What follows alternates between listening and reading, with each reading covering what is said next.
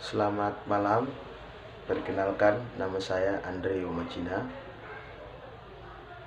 NIM 1874201042, Fakultas Hukum Universitas Pembangunan Indonesia Manado. Di sini saya akan mempresentasikan makalah singkat saya dengan judul Peran World Trade Organization (WTO) dalam menyelesaikan sengketa perdagangan sapi antara Amerika Indonesia tahun 2012-2016. Di sini saya akan masuk pada hasil dan pembahasan.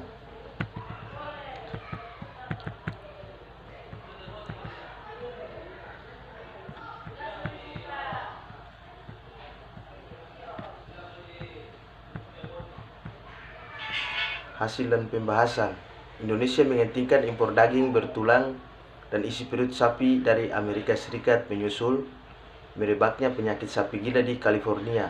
Pejabat Amerika Serikat sebelumnya mengatakan daging sapi yang terinfeksi tidak akan memasuki pasar.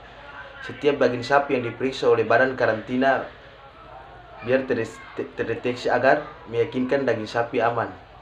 WTO mengabulkan gugatan Selandia Baru dan Amerika Serikat, dan Indonesia harus mengganti ketentuan perdagangan internasional pada produk hortikultura hewan ataupun produk hewan setelah melalui proses notifikasi dan perlindungan bilateral antara Selandia Baru dan Indonesia dan antara Amerika Serikat dan Indonesia sejak 2012.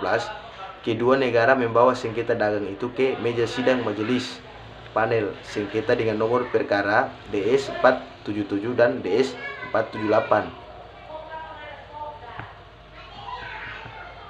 Keputusan majelis panel WTO yang diumumkan pada 22 Desember 2016 setuju dengan gugatan Selandia Baru dan Amerika Serikat bahwa produser perizinan impor hortikultura hewan dan produk hewan bersifat restriktif yang berdampak pada perdagangan internasional dan tidak konsisten dengan ketentuan WTO.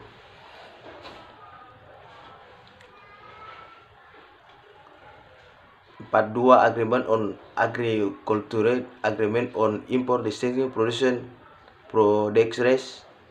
WTO memberi batas waktu sampai akhir Januari 2017 kepada Indonesia untuk menerima keputusan atau banding.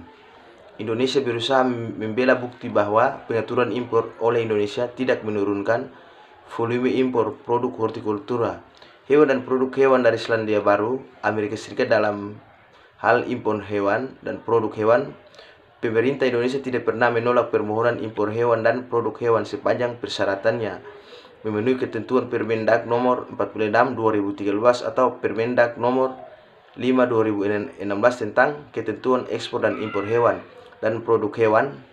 Bahkan pemerintah Indonesia tidak pernah menolak mengeluarkan rekomendasi impor hewan dan produk hewan sepanjang persyaratan sesuai yang ditetapkan dalam Permentan nomor 139 2014 dan nomor 58 2015 tentang pemasukan pengurangan kuota impor sapi, meningkatkan harga daging sapi di tingkat peternak. Kenaikan harga daging sapi dari peternak naik antara 5,5% 66. Proses pemberian rekomendasi kuota oleh Kementan adalah celah kemungkinan terjadi intervensi dan dimanfaatkan oleh rente. Peningkatan jumlah importir yang sejumlah 20% menjadi 67%, serta penurunan kuota impor membuat kecurangan terjadi. Dengan adanya importir daging sapi meraup keuntungan yang sangat besar, 100% hingga 45 harga 100.000 hingga 45.000 per kilogram. Jika impor 800 ton berarti impor meraup keuntungan 800 miliar hingga 3,8 triliun. Undang-Undang Nomor 18 Tahun 2000 tentang Peternakan Kesehatan Hewan, kewenangan pemberian ibu sapi, pemberian perizinan ibu sapi dan sepenuhnya ada. Itu saja yang makalah yang singkat yang saya presentasikan.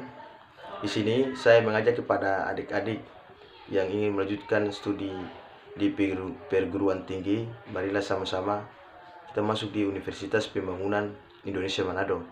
Karena di Universitas Pembangunan Indonesia Manado sudah ada berapa dan lain-lain fakultas seperti fakultas keperawatan, hukum, teknik, pertanian, dan lain-lain. Itu saja. Terima kasih.